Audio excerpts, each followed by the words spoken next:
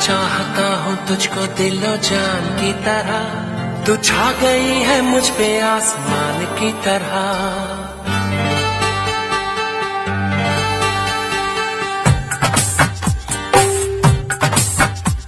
मैं चाहता हूँ तुझको दिलो जान की तरह, मैं चाहता हूँ तुझको दिलो जान की तरह।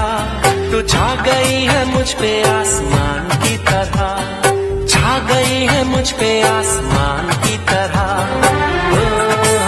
हो मेरे यार सौरभ दी, हो मेरे यार